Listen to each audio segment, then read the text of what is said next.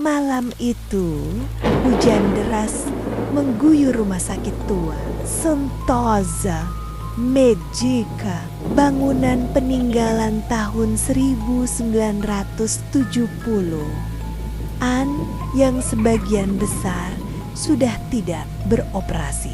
Bagian lantai bawah tanah telah ditutup sejak insiden kebakaran 7 tahun lalu yang menewaskan 3 dokter dan 2 pasien. Tak ada yang berani ke sana lagi.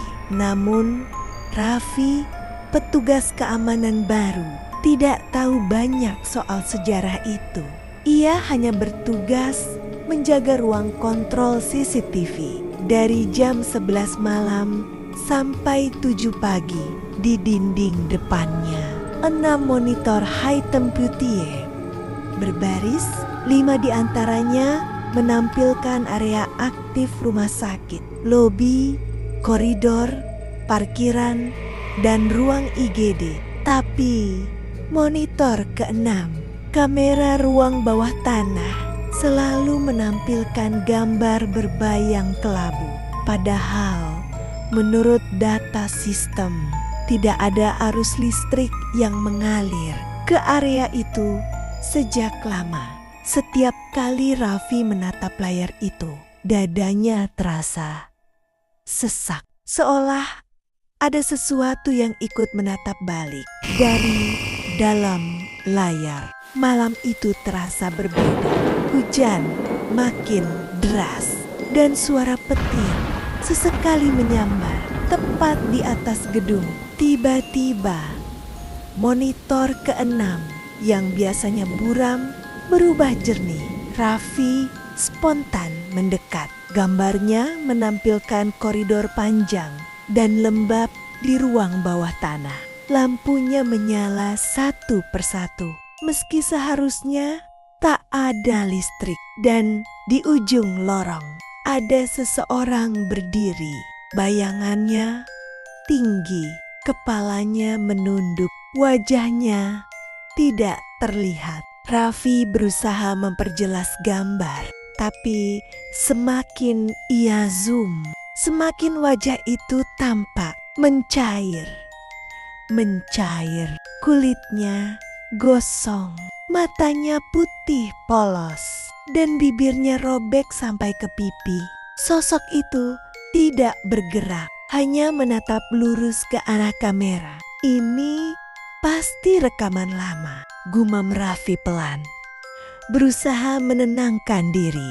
Namun tanggal di layar menunjukkan waktu real time 0 hours 28 minutes and 44 seconds. Beberapa detik kemudian, monitor lain ikut berkedip.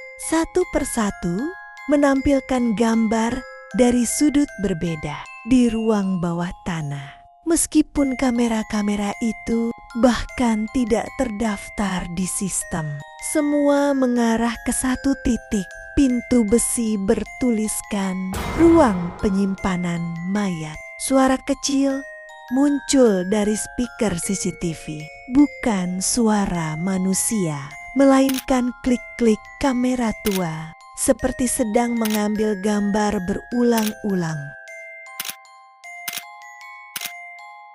Raffi membuka sistem log. Tidak ada akses eksternal. Tidak ada aktivitas teknisi. Namun layar tiba-tiba bergoyang dan kamera yang tadinya menyorot lorong kini berbalik arah sendiri. Sekarang yang terlihat di monitor adalah pintu ruang kontrol tempat Raffi duduk. Hembusan udara dingin menyelinap dari ventilasi. Lampu dilenggit-lenggit berkelip 3 kali dan suara langkah terdengar dari tangga darurat di belakang ruangan. Tok, tok, tok.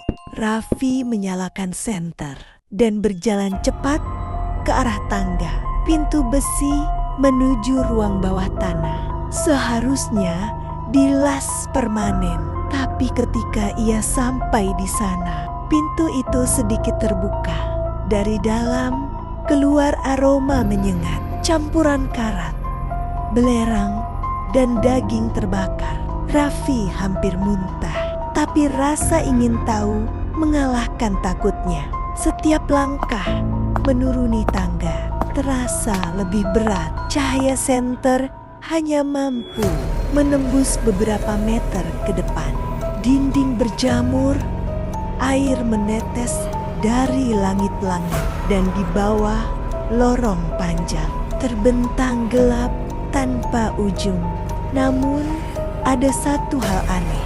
Di ujung lorong, sebuah cahaya putih redup berkelip seperti pantulan dari lensa kamera. Saat Raffi mendekat, ia melihatnya. Sebuah kamera CCTV tua tergantung di dinding. Kabelnya terbakar sebagian, tapi lampunya masih menyala. Dan yang membuatnya membeku, arah lensanya bukan ke lorong, tapi ke tempat ia berdiri. Raffi berbisik pelan, "Siapa di sana?" Tidak ada jawaban. Lalu, dari balik pintu besi di sebelah kiri, terdengar suara rantai bergesekan. Pintu itu bergetar pelan, lalu terbuka sedikit, menampakkan ruangan gelap di dalamnya. Dari celah pintu muncul jari-jari hitam gosong, bergerak pelan, seperti sedang mencari sesuatu. Raffi mundur satu langkah, tapi tiba-tiba senter di tangannya mati. Gelap total, hanya suara langkah dari dalam ruangan yang semakin dekat. Tok, tok, tok. Lalu terdengar bisikan parau dari jarak sangat dekat, tepat di telinganya. "Aku masih di sini. Jangan matikan kameranya." Raffi berteriak dan berlari ke tangga. Tapi pintu besi di atas tertutup sendiri dengan dentuman keras. Seseorang atau sesuatu di bawah mulai mengambil foto beruntun. Klik, klik, klik. Setiap kali kilatan cahaya kamera muncul, Raffi melihat sekilas bayangan hitam di dinding. Sosok terbakar di sudut. Wajah putih menatap dari langit-langit hingga akhirnya cahaya terakhir memperlihatkan dirinya sendiri. Raffi sedang duduk di kursi dengan kamera tua di tangannya, menatap lurus ke depan. Pagi harinya, petugas pengganti menemukan ruang kontrol sepi.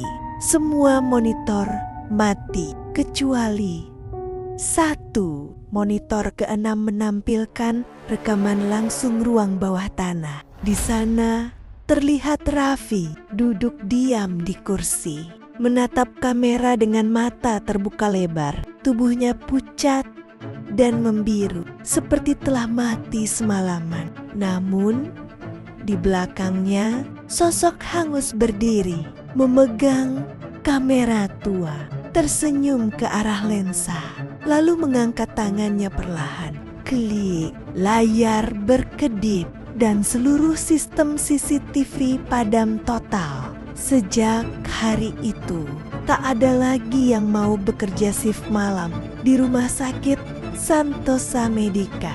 Tapi beberapa staf bersumpah, tiap jam 0:28 salah satu monitor di ruang kontrol menyala sendiri, menampilkan koridor bawah tanah yang kosong, dan di ujung lorong seseorang berdiri menghadap kamera sambil berbisik, "Ayo, senyum dulu, terakhir kalinya."